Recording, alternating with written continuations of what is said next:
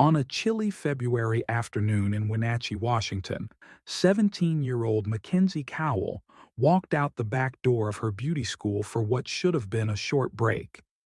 She didn't tell anyone where she was going, just stepped outside and disappeared. Hours later, her car was found in a remote canyon far from town. It was locked, her purse was still inside, and a single set of footprints led away into the snow. No one knew where she went or what had happened, but something clearly wasn't right. What started as a missing person case soon turned into something much more disturbing.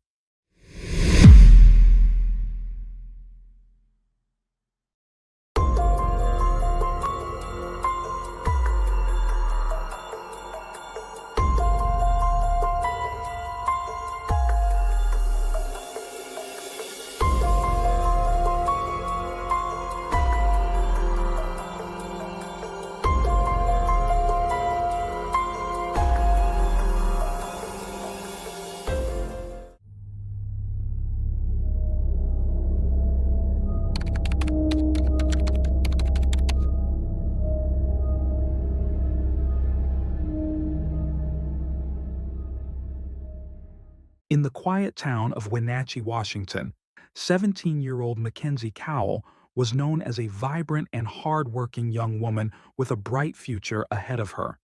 She balanced her time between her divorced parents' homes while preparing to graduate from high school.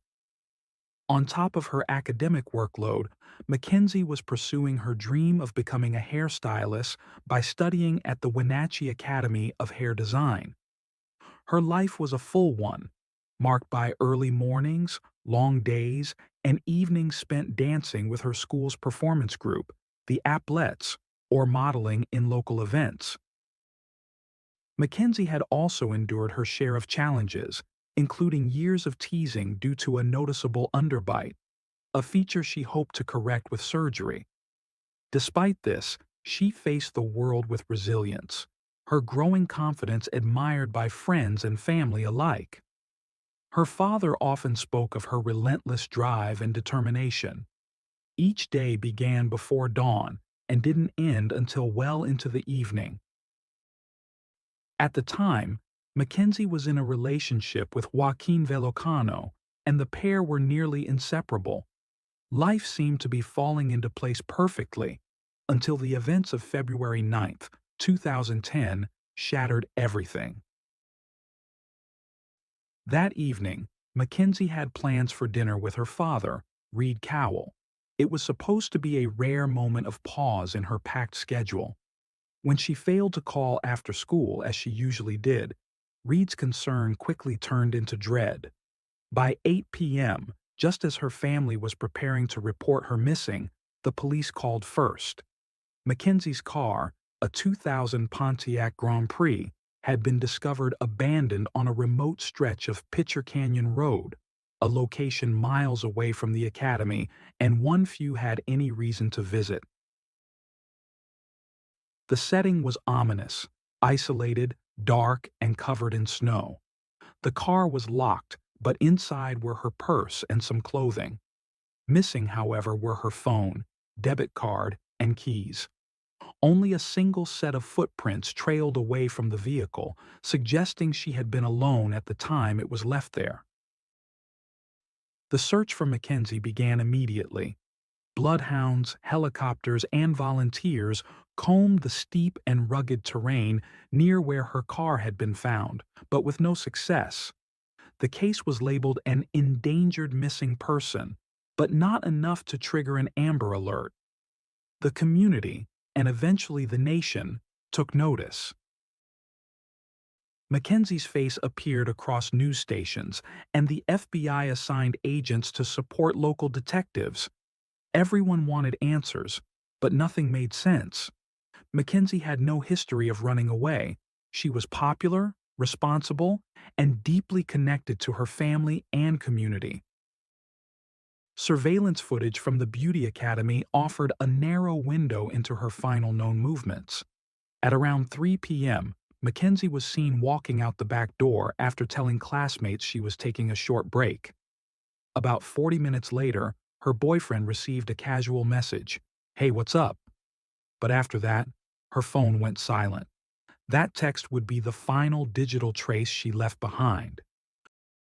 Though her debit card carried only a small balance, it remained untouched in the following days.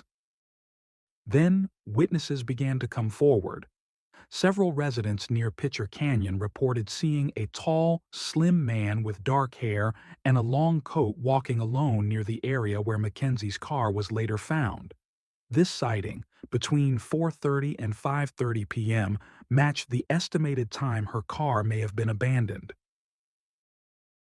Police turned their attention to Mackenzie's phone records, digging through thousands of messages, calls, and social media activity from Facebook and MySpace. Despite the flood of information, no clear lead emerged. One journalist who followed the case closely recalled how suspicion clouded the entire investigation from the beginning. Detectives never treated it like a runaway case. For 3 days, her family, friends, and investigators held on to hope, distributing flyers, scouring the area where her abandoned car had been found, and following every available lead. But hope would soon give way to heartbreak. On the fourth day, tragedy struck. Along the banks of the Columbia River in Douglas County, search crews discovered a body. The remains were soon confirmed to be Mackenzie's. She was still wearing her beauty school uniform. The scene was haunting. Though authorities kept many details close to the vest, what was known was disturbing. Mackenzie had been beaten, stabbed, and strangled. No drugs or alcohol were found in her system. She hadn't been sexually assaulted, but an attempt had been made to dismember her post-mortem, her arm partially severed, and a serrated knife lodged in her shoulder. Nearby, duct tape lay discarded in the dirt. Dive teams returned to the river's edge, and the search expanded across Crescent Bar and surrounding counties. They were looking for clues. Detectives admitted they had no clear suspects. Mackenzie could have been targeted by someone she knew, or by a stranger lurking in the shadows.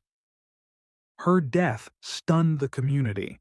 As word spread through local schools and neighborhoods, more than 1,800 people attended a memorial service to honor the life that had been so brutally cut short.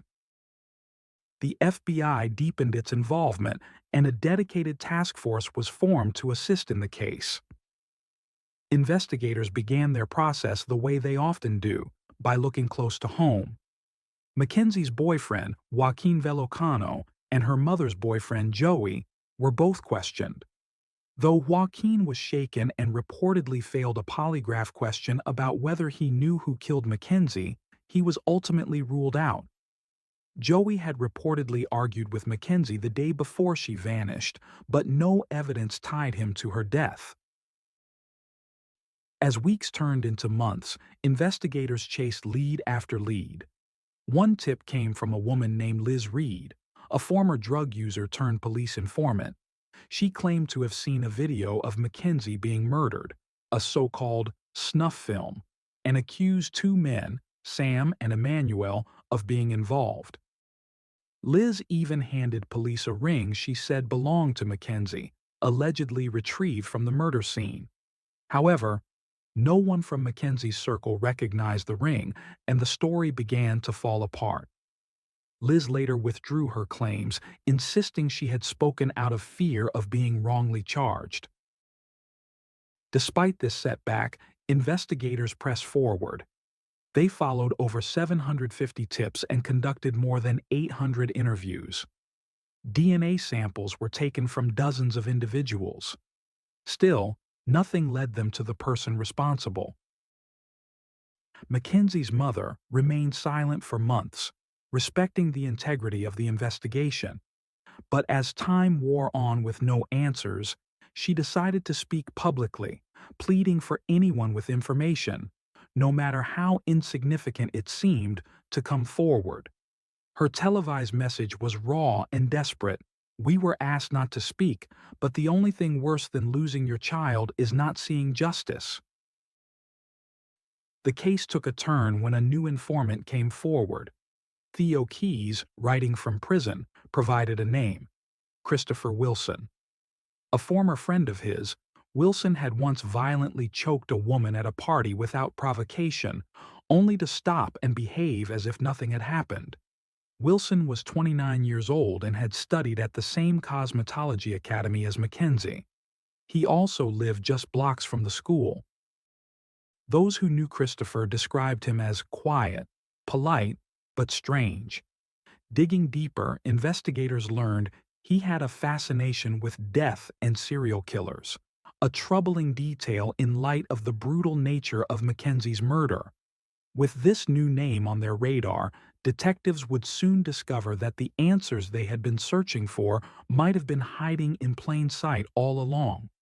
The final pieces of the puzzle were beginning to emerge, and Wenatchee would never be the same again. Wilson had worked at local funeral homes, and some classmates recalled chilling comments he'd made. One said he boasted about cutting people up while working on bodies. Another remembered him claiming to have strangled someone with a belt during a hotel encounter. Despite these disturbing anecdotes, those close to him defended his character. His mother insisted that being different didn't make her son dangerous. His best friend described him as kind and generous, just misunderstood. But Chris stood out in more ways than just appearance. He was at the academy on the same day Mackenzie disappeared and exited through the same back door, just 2 minutes after her. From there, his whereabouts became unclear.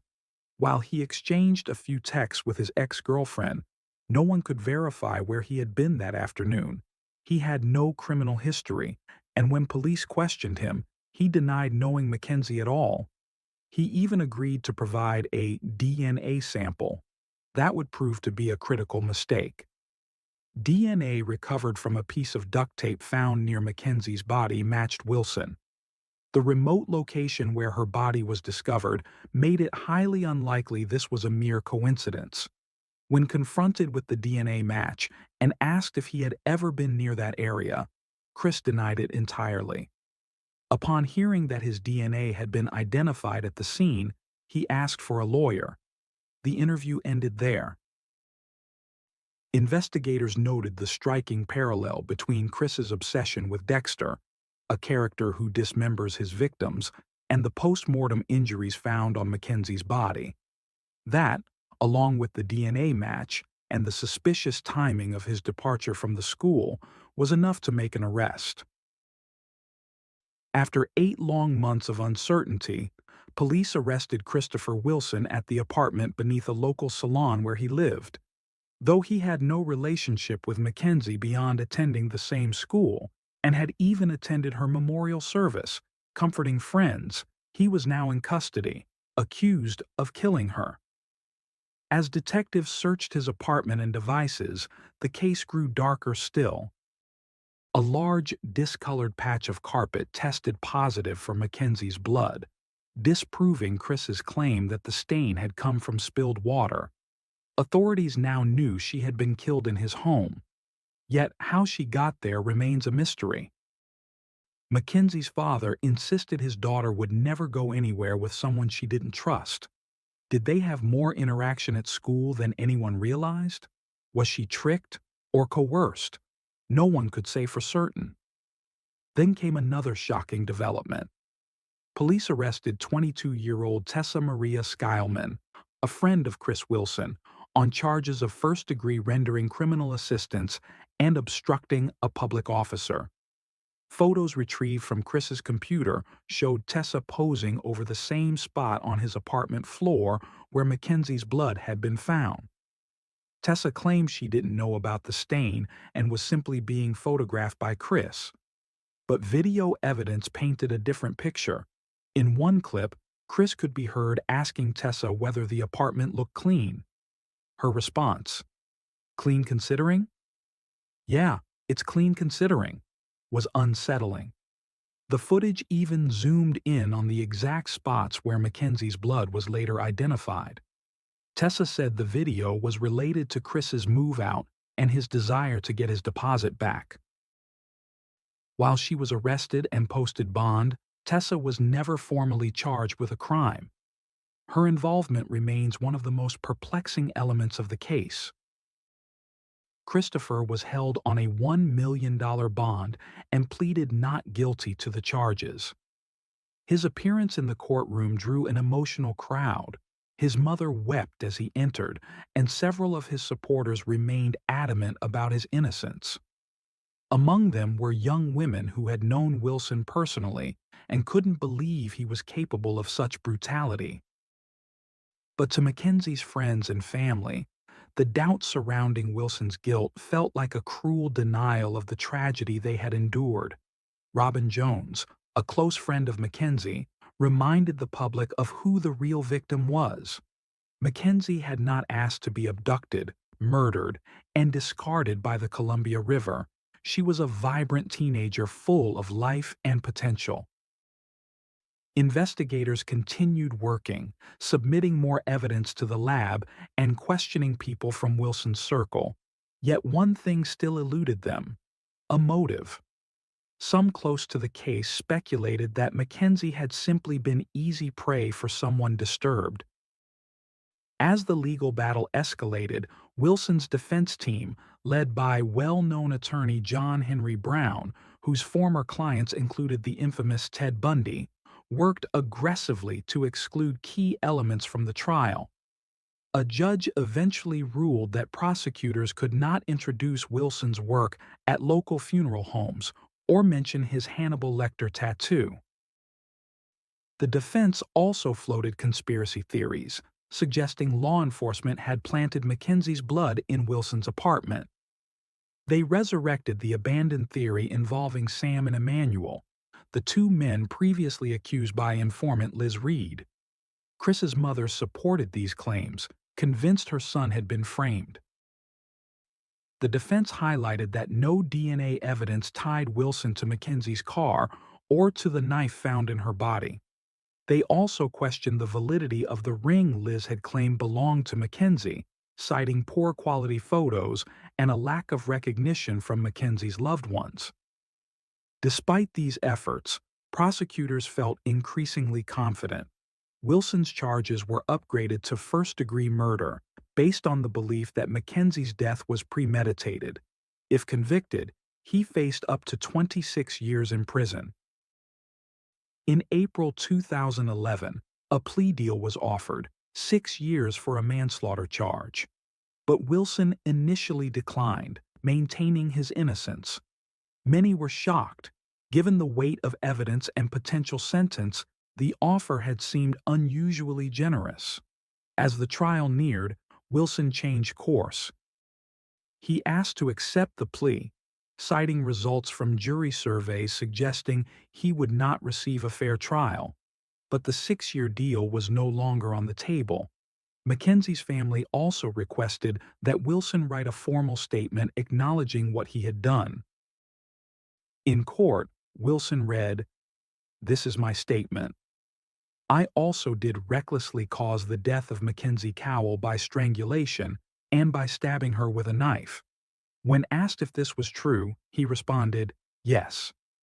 However, afterward, he claimed the statement was false and that he had agreed to it only to secure the deal.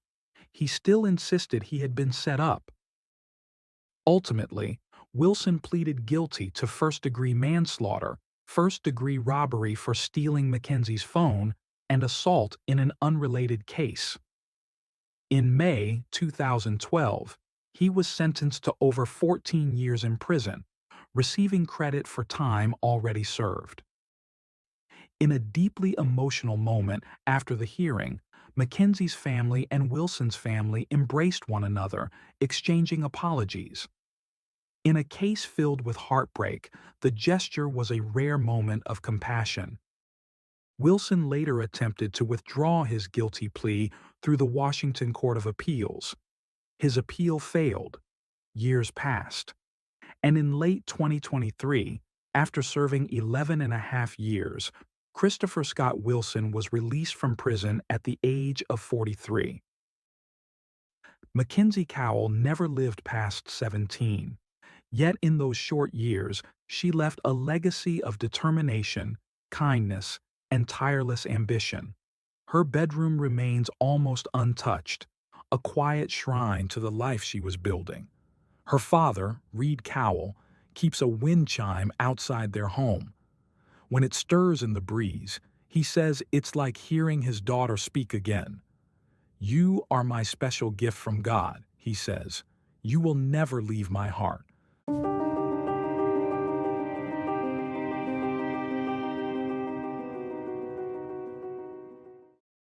Thanks for tuning in to Unreal True Crime.